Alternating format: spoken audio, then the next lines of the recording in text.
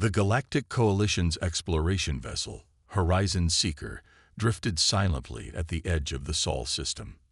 Its sleek, silver hull reflected the distant light of Earth's sun as the crew completed their scans. This was the 13th potentially habitable world they had discovered this cycle, but something about this one sparked unusual interest. Dr. Taiwan stood motionless before the main view screen, his slender fingers tracing patterns in the air as he manipulated the holographic data. The slight blue tint of his skin darkened with excitement as he processed the readings. "Most remarkable," he whispered. "Most remarkable indeed." Captain Kehoe approached from behind, her uniform crisp despite the 3-day mission extension. "Another primitive world, Doctor. Your enthusiasm seems excessive." Taiwan turned, his 4 eyes blinking in sequence, a sign of intense emotion among his people. "Not primitive in the traditional sense, Captain. These creatures, these humans, they've achieved spaceflight. Many species manage that eventually," Kehoe replied, unimpressed. "Not like this." Taiwan expanded a timeline in the air between them. They went from first powered flight to landing on their moon in just 66 of their years. From discovering atomic energy to digital information networks in less than a century. His voice lowered. "The acceleration curve is unprecedented." The ship's communications officer, Jin Su, joined them. "We've been intercepting their broadcasts for hours. Their languages are passionate." "Patch something through," ordered the captain. The sound of music filled the bridge, something with rhythm and emotion that made several crew members instinctively sway. Kehoe silenced it with a gesture. "Primitive art," she noted. "Pretty, but unsophisticated." "It's not the art itself," Taiwan insisted. "It's how quickly they've evolved it. Their earliest recordings compared to this, the advancement in just decades is remarkable." The ship's strategic analyst, Minho, who had remained silent until now, finally spoke. "The Council will want a full assessment. If they're advancing this rapidly, they could be a threat." Kehoe considered this, or valuable allies. "Doctor, prepare your report. We'll transmit to Coalition headquarters and await instructions." 3 weeks later, the full council convened in the Grand Chamber of Unity on the Coalition capital world. Representatives from 27 advanced civilizations gathered to hear Dr. Taiwan's presentation on humanity. "They are a contradiction," Taiwan explained, displaying images of Earth's diverse environments and peoples. "They fight among themselves constantly, yet cooperate to build wonders. They destroy their environment, then work feverishly to restore it. They can be unimaginably cruel, then demonstrate stunning compassion." The Vraxian representative, a tall, muscular figure named Dujun, laughed loudly. "They sound unstable and weak. Emotional species rarely advance beyond their own planetary system. Their technological progress is likely a fluke." Taiwan switched to a new display showing human warfare throughout history. Their conflict drives their innovation. Each major war has produced technological leaps. They are remarkably adaptable under pressure. Dojun waved a dismissive hand. "Soft creatures with delicate bodies, hardly worth our notice." The council president, Ji Wu, a being of pure energy contained in an environmental suit, pulsed with concern. "Doctor, what is your recommendation? Contact or quarantine?" Taiwan hesitated. "I believe controlled contact would be most beneficial. Their creativity could provide new perspectives for our scientists. Their art alone contains concepts I've never encountered." The debate raged for hours. The Vraxians, led by Dujun, argued forcefully for quarantine or even preemptive measures. Other species advocated for careful observation from a distance. Eventually, a narrow majority voted for limited diplomatic engagement. 6 months later, humanity received its first official visitors from beyond the stars. The landing, broadcast globally, was peaceful but tense. Earth's nations, temporarily setting aside their differences in the face of this profound moment, presented a united front. Dr. Taiwan led the delegation. The sight of 7 different alien species emerging from the sleek vessel in Seoul's largest park caused celebrations and panic in equal measure across the planet. "We come in peace and friendship," Taiwan announced in carefully practiced English. The Galactic Coalition welcomes Earth to the community of spacefaring civilizations. The exchange of knowledge began cautiously.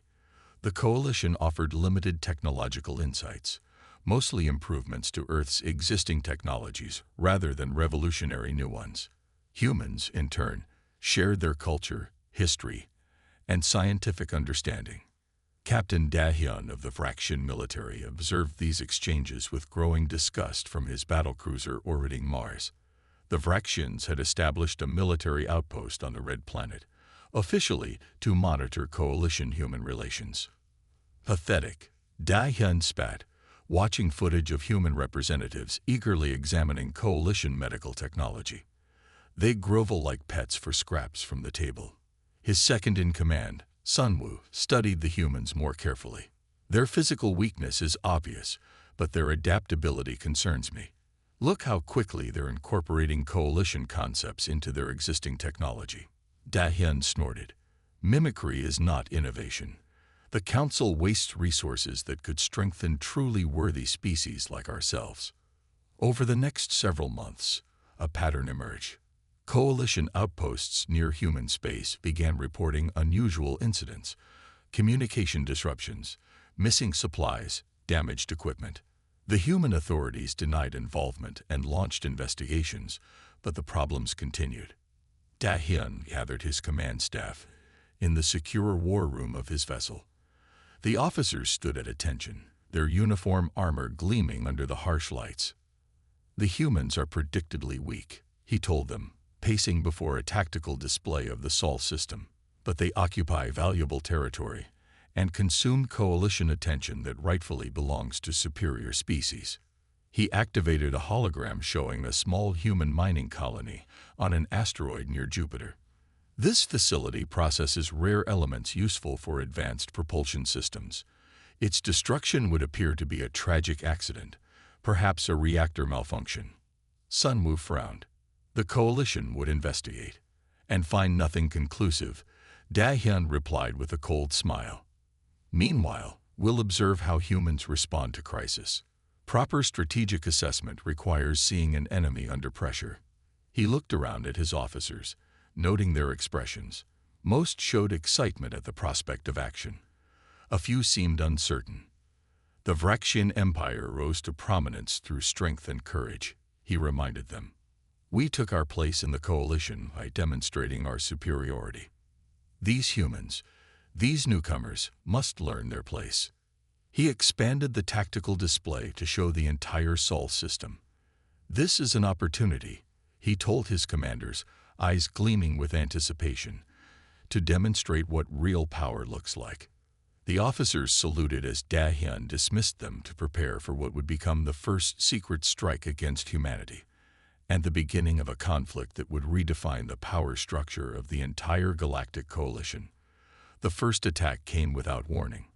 The small mining outpost on Mars' southern ice cap erupted in flames as 3 unmarked ships descended through the thin atmosphere. Their weapons sliced through the habitat domes with surgical precision, targeting life support systems and communication arrays. The 57 colonists had barely enough time to reach emergency shelters before their air began venting into the Martian night. "Pirates again," growled General Park as he reviewed the footage in Earth's United Defense Command Center. The holographic display showed the attack from multiple angles, captured by security cameras before they were destroyed.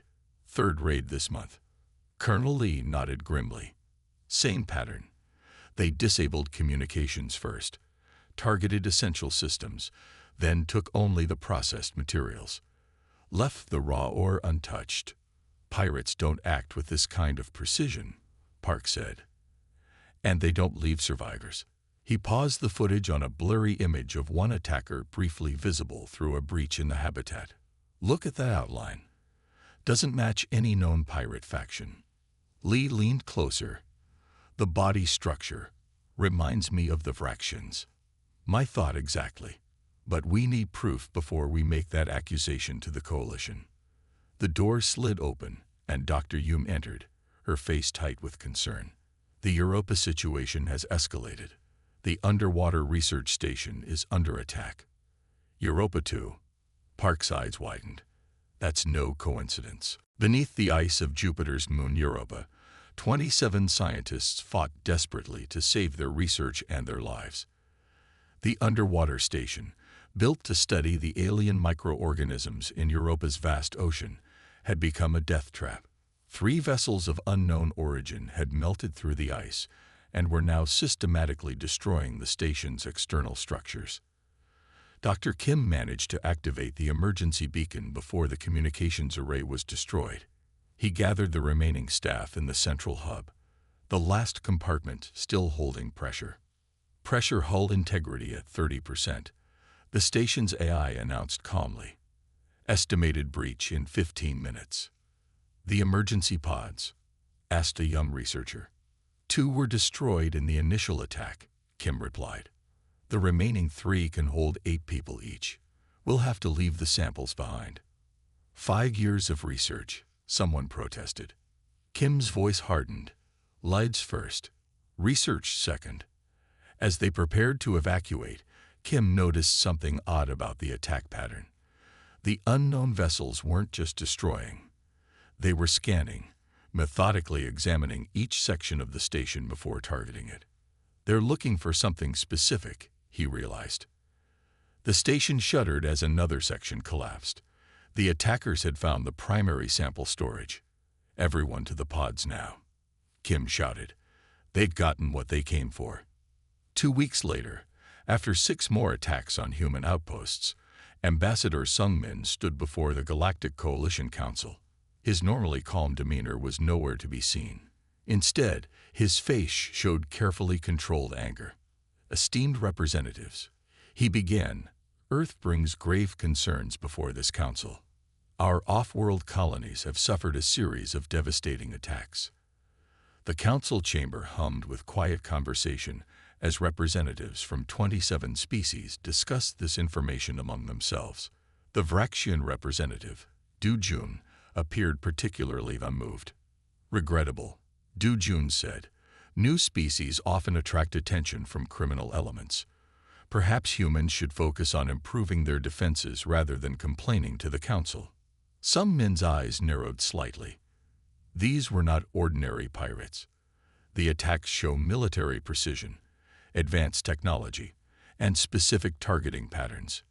Do you have evidence of who is responsible? Asked Juwu, the council president. We have recovered fragments of weapons technology inconsistent with known pirate groups, Sungmin replied. He activated a holographic display showing twisted metal components. Our analysis suggests similarities to Vraxian design principles. Dojun laughed, the sound echoing through the chamber. Baseless accusations. Vraxian technology is widely copied.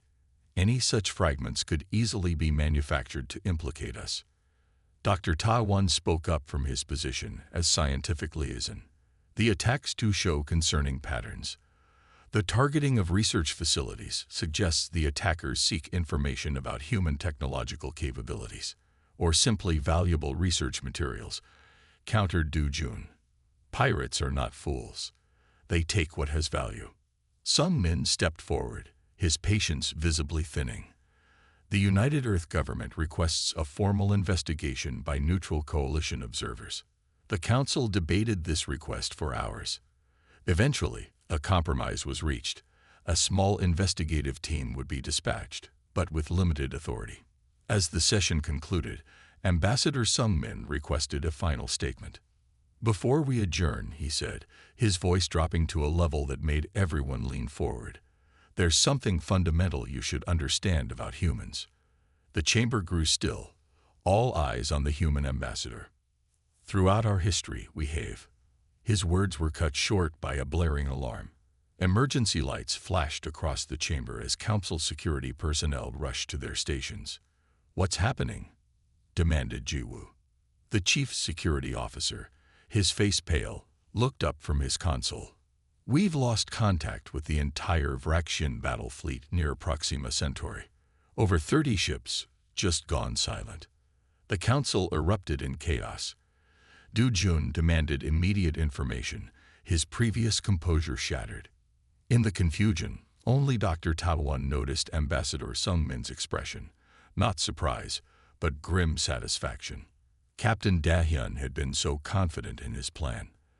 The raid on the human research outpost in the Proxima Centauri system was meant to be the crowning achievement of his campaign.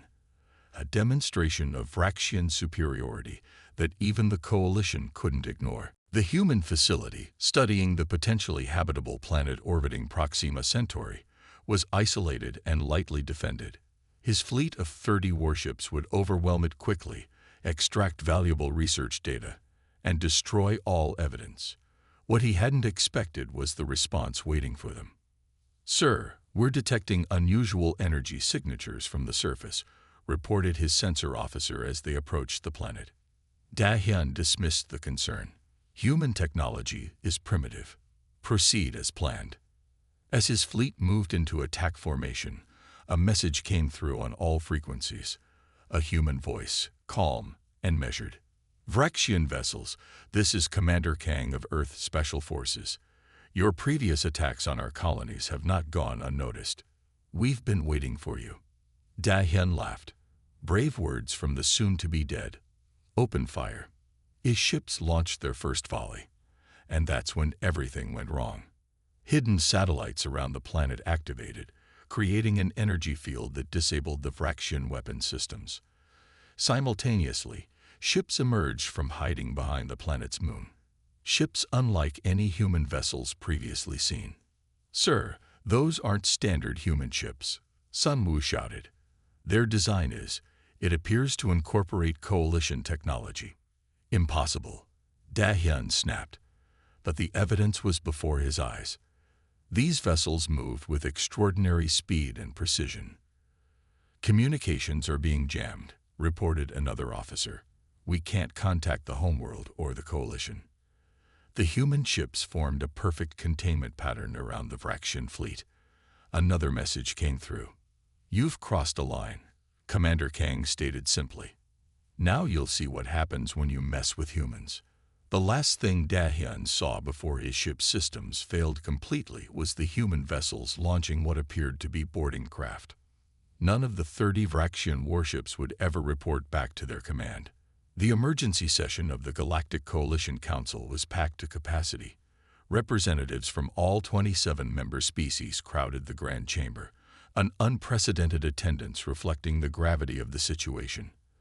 At the center of the room stood General Hansol of Earth's United Defense Forces, his posture military perfect despite having traveled for 3 days straight to reach the Coalition capital.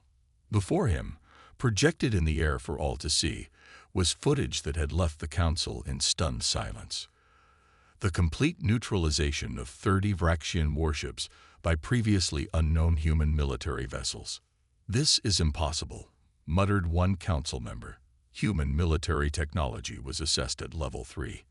"These capabilities are at least level 7. General Hansol waited for the murmurs to quiet before speaking again. "We adapted," he explained, his voice matter-of-fact. "Humanity has always excelled at warfare. We simply chose not to display our capabilities during initial contact." The Council President, Ji Wu, leaned forward. "You deliberately misrepresented your technological level.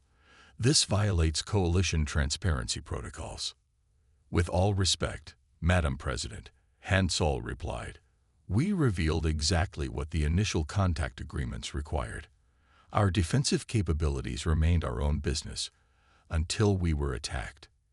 He gestured, and the display changed to show detailed scans of the Vraxian ships they had captured. These vessels contained evidence linking them directly to the attacks on our Mars and Europa colonies, evidence we are now sharing with the Council. The Vraxian stand-in representative, Sun Ho, hastily appointed after Du Jun had been recalled to the Vraxian homeworld, rose to object. "This is fabricated. These humans attacked our peaceful fleet without provocation." Hansol's expression didn't change. The ships were in attack formation above our research station. Their weapons were armed, and most damningly, we found this. The display shifted again, showing internal logs from the Vraxian command ship. The timestamps and attack coordinates for every raid on human colonies were clearly visible. These are the original logs, verified by your own coalition authentication protocols, Hansol noted. I believe that constitutes proof. In a private chamber adjacent to the council hall, Dr. Taiwan sat across from Ambassador Sungmin, their conversation shielded by privacy fields. You knew, Taiwan said quietly. You knew your military had these capabilities all along. Sungmin nodded once. Just as you suspected it, Doctor. I've read your reports on human psychology. Taiwan's 4 eyes blinked in sequence. My preliminary findings suggested humans might respond to threats with unusual unity and innovation, but nothing prepared me for this.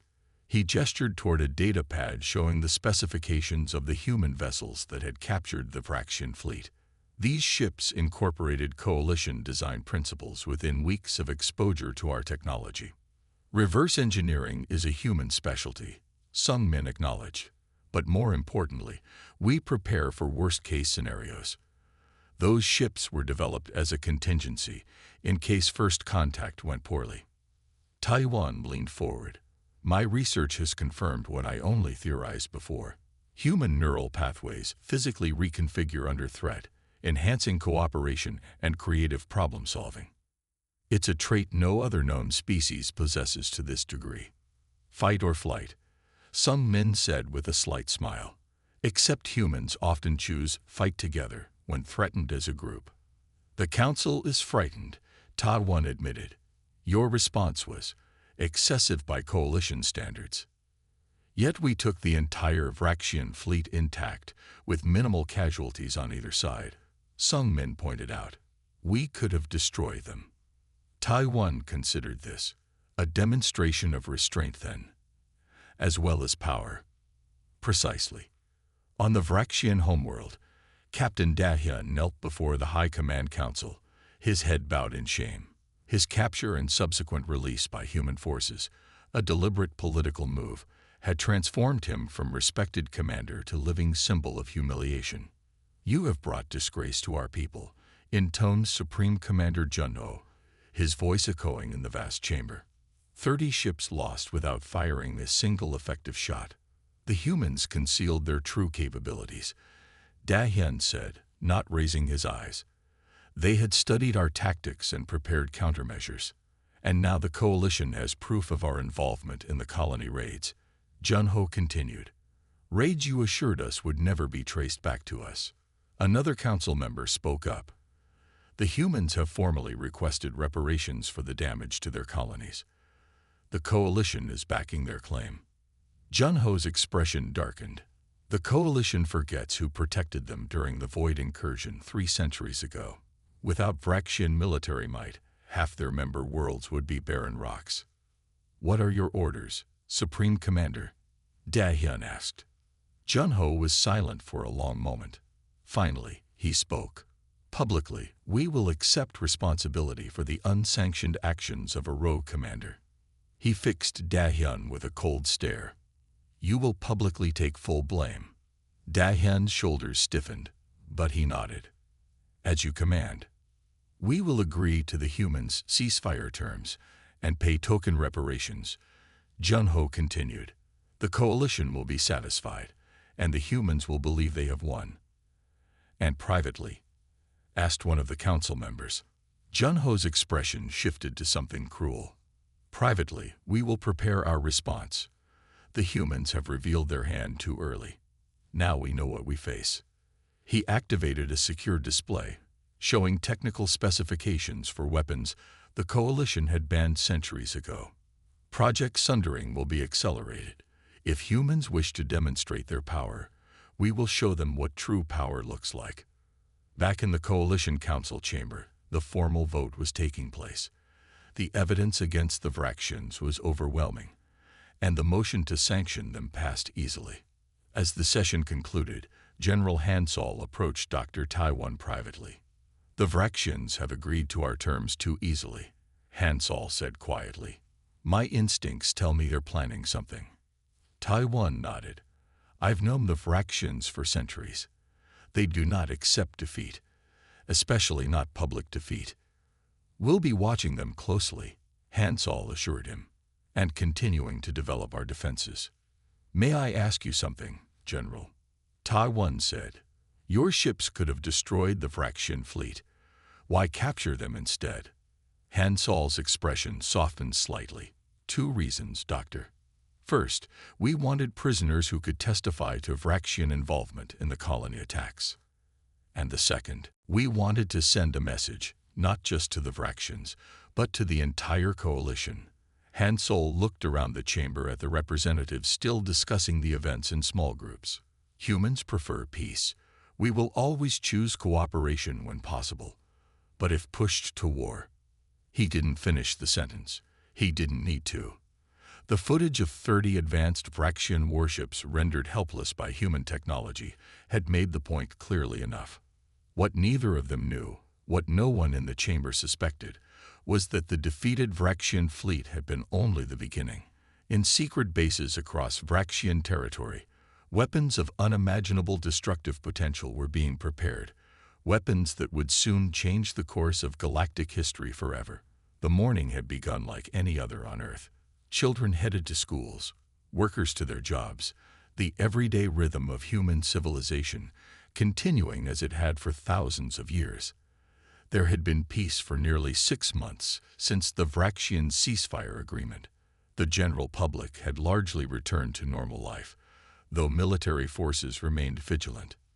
In orbit, the early warning system detected the anomalies first. 16 objects entering the solar system at impossible speeds, bypassing all outer defense perimeters. Before the alert could even reach Earth's Defense Command, the objects separated into hundreds of smaller projectiles. General Hansol was reviewing defense protocols when his aide burst into the room. Sir, multiple unknown weapons approaching Earth. The general's screen lit up with incoming data. His face went pale. Those energy signatures, they're planet killers. Coalition banned technology. He reached for the emergency alert, but it was already too late. The first strike hit Seoul. A flash of light brighter than the sun erupted from the city center. The energy wave expanded outward, vaporizing everything in its path. Buildings, people, animals, plants, all converted to ash in seconds. 7 million lives extinguished in the blink of an eye. Before the first reports from Seoul could reach other nations, New York vanished in a similar flash. Then Lagos. Then Shanghai, London, Cairo, Sydney. In his underground command center, Hansol watched in horror as city after city disappeared from their monitoring systems. Billions of lives erased in minutes. Earth burned. Get me the Coalition emergency channel, he ordered, his voice steady despite the catastrophe unfolding around him. The communications officer shook his head, struggling to maintain composure. Sir, most satellite systems are down. We have limited contact with our off-world bases and the Coalition. Hansol closed his eyes briefly. When he opened them, something had changed in his expression. Implement Operation Nemesis. Authorization code. Prometheus Unbound. The officers around him looked at each other, their faces showing a mixture of shock and grim determination. Sir, his second-in-command said quietly, Operation Nemesis has never been tested. The technology is theoretical. It works, Hansol replied simply. And now we have no choice. The Coalition Council had convened an emergency session the moment their monitoring stations detected the planet-killer weapons. Representatives from all member species watched in horror as the attack on Earth unfolded in real time. This is genocide, shouted one representative. The Vraxians have violated our most sacred laws. The Vraxian chair stood empty. Their representative had not arrived for the session. Coalition President Ji-woo struggled to maintain order. We must decide on immediate action. The use of forbidden weapons demands a unified response. Dr. Taiwan pushed his way to the center of the chamber, abandoning protocol. You don't understand, he pleaded, his voice rising with urgency. Humans don't think like us when threatened. Their response won't follow conventional logic. What do you mean, Doctor? Jigu asked. Other species retreat when faced with overwhelming force. They surrender, they negotiate, they accept defeat. Ta-One explained rapidly. Humans do not. Historical data shows that human resistance intensifies under existential threat. They become more dangerous, not less. A representative from a peaceful species spoke up. But what can they do? Earth is devastated. Their major population centers are gone. Earth is not their only holding, Ta-One reminded them. They have colonies throughout their system, research stations in nearby star systems, and ships we may not know about. The Council's strategic analyst displayed a map of known human military assets. Even accounting for their hidden capabilities, they cannot possibly stand against the Vraxian military now. You're thinking in conventional terms, Ta-One insisted. I studied humans extensively. When pushed beyond a certain point, an aide rushed in, interrupting the debate. Madam President, our monitoring stations around the Sol system are detecting energy signatures unlike anything we've ever recorded. The main display activated, showing readings from coalition monitoring posts. The energy patterns were completely unknown, massive power fluctuations that seemed to bend the fabric of space itself. What are we seeing? Jiwu demanded. The analyst studied the data, confusion evident on his face. Unknown, Madam President. The signatures are emanating from what appears to be the human fleet. But these energy levels shouldn't be possible with their technology. Dr. Ta-One's four eyes widened. They've done it, he whispered. They've actually done it. Done what, Doctor?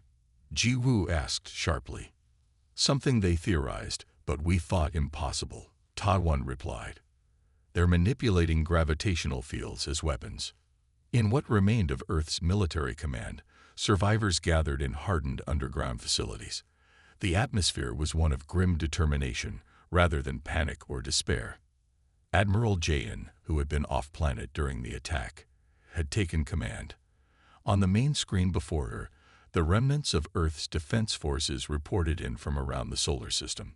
Mars Defense Command standing by. Jupiter Station ready. Luna Base operational. Deep Space Fleet in position. Jayan nodded to each report. The Vraxians believe they've won. They believe we're broken. Her voice was calm, controlled. They've crossed a line that cannot be uncrossed. She activated a secure channel. All forces, this is Admiral Jayan. Operation Nemesis is now active. Authorization. Tears of Gaia. Throughout the solar system, hidden installations activated. Weapons platforms that had been disguised as research stations powered up. Ships that had appeared civilian revealed military capabilities. Most significantly, 12 special vessels, unlike anything seen before, moved into formation. These ships had been Earth's most closely guarded secret, the culmination of human ingenuity combined with adapted coalition technology. The G-drives are online, reported the lead scientist from the flagship.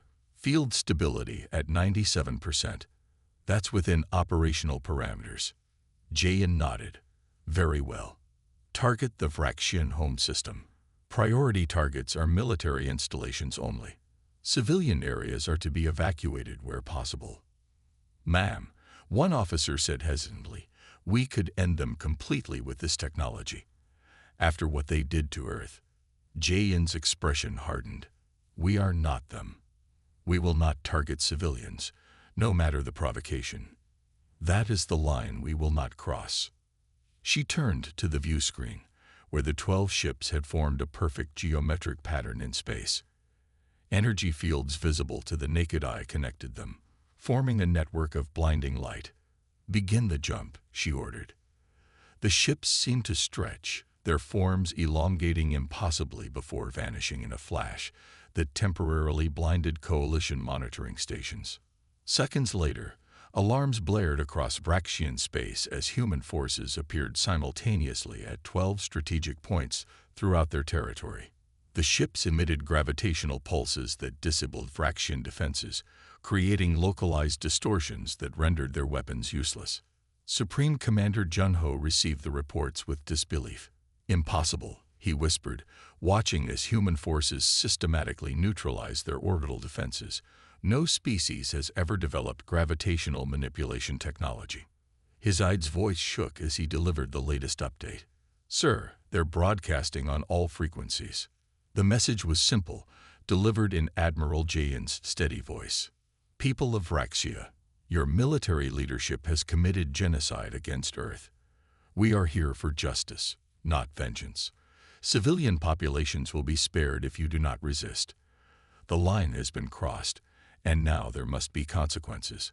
The Coalition observation team watched from orbit as human forces dismantled the massive Vraxian defense station.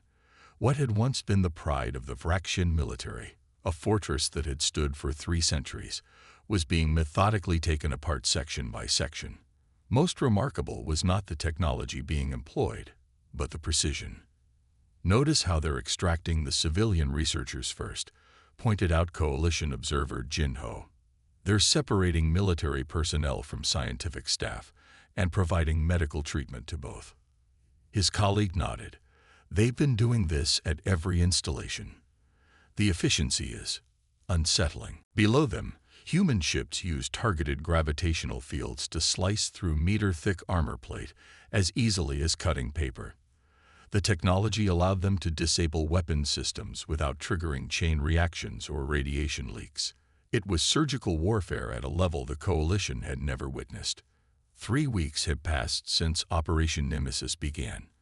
In that time, human forces had systematically neutralized 89% of Vraxian military capability without a single civilian casualty.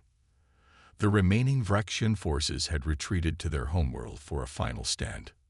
"What I don't understand," Jinho said quietly, "is why they don't just end this. Their G-drive technology could crush the entire Vraxian system, yet they continue this methodical approach." "That's what makes them different," replied Dr. Tadwan, who had joined the observation team. "They want justice, not extinction." Supreme Commander Junho stood in his underground command center as alarms blared around him.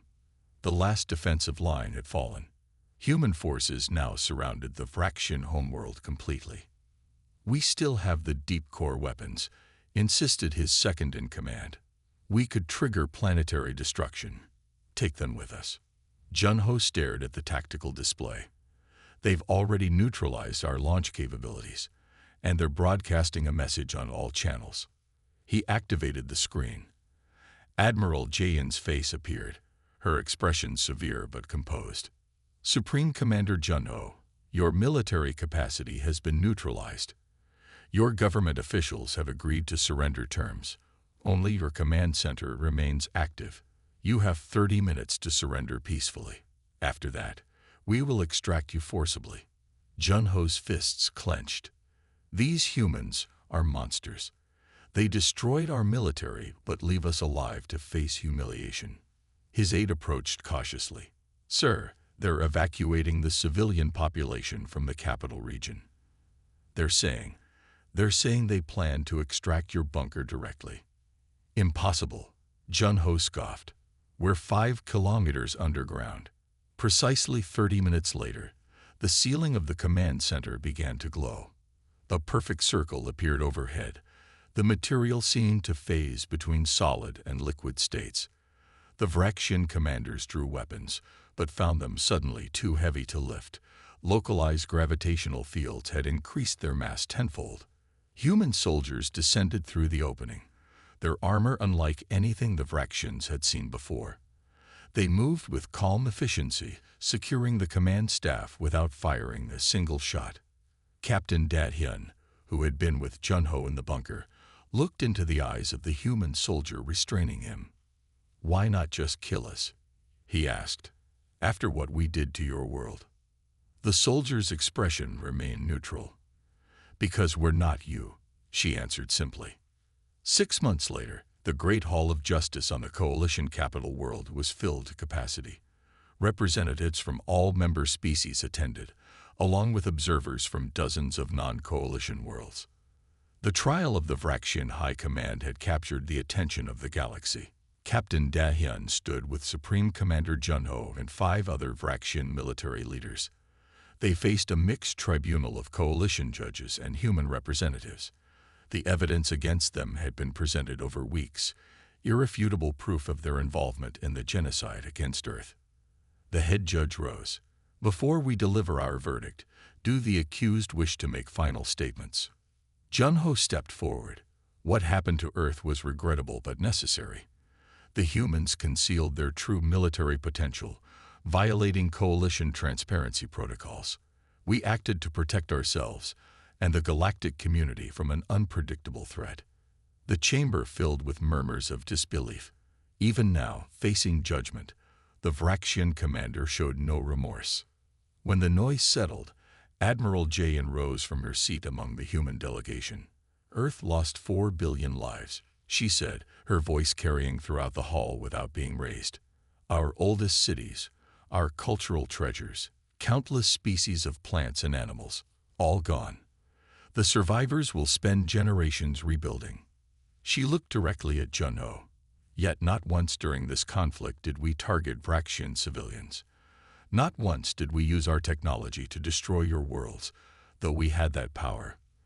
The line between justice and vengeance is thin, but it is a line we chose not to cross." Junho stepped forward. "What happened to Earth was regrettable but necessary. The humans concealed their true military potential, violating coalition transparency protocols. We acted to protect ourselves and the galactic community from an unpredictable threat."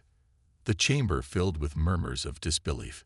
Even now, facing judgment, the Vraxian commander showed no remorse. When the noise settled, Admiral Jayan rose from her seat among the human delegation. "Earth lost 4 billion lives," she said, her voice carrying throughout the hall without being raised. "Our oldest cities, our cultural treasures, countless species of plants and animals, all gone. The survivors will spend generations rebuilding."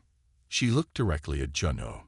"Yet not once during this conflict did we target Vraxian civilians. Not once did we use our technology to destroy your worlds, though we had that power. The line between justice and vengeance is thin, but it is a line we chose not to cross." The tribunal's verdict came as no surprise. The Vraxian leaders were found guilty of genocide and use of forbidden weapons. They would spend the remainder of their lives in coalition containment, their consciousness preserved in isolation, able to reflect on their actions for centuries to come. The signing of the new Galactic Treaty took place exactly 1 year after the attack on Earth. The ceremony, held on Mars because Earth was still largely uninhabitable, brought together representatives from all known spacefaring civilizations. The coalition had undergone significant restructuring. Human representatives now held positions on all major councils. Earth's colonies had expanded, accepting refugees from the devastated homeworld. The new treaty, drafted primarily by human diplomats, established one paramount principle that appeared at the beginning of the document. The targeting of civilian populations is a line that must never be crossed. After the treaty was signed, Dr. Tadwan stood with Admiral Jayan, watching the Earth through a viewing portal. From Mars, the blue planet still showed the scars of the attack. Large portions of continents appeared dark and lifeless. "Your people continue to surprise me," Tadwan admitted.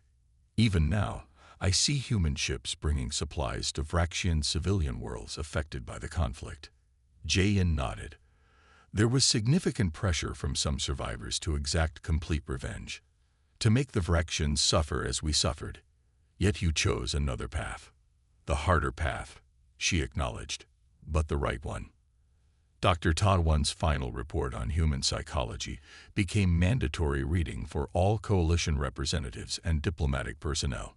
Its conclusion was frequently quoted throughout the galaxy. "Many species fight for survival, but humans fight for justice, and therein lies both their greatest virtue and most terrible potential.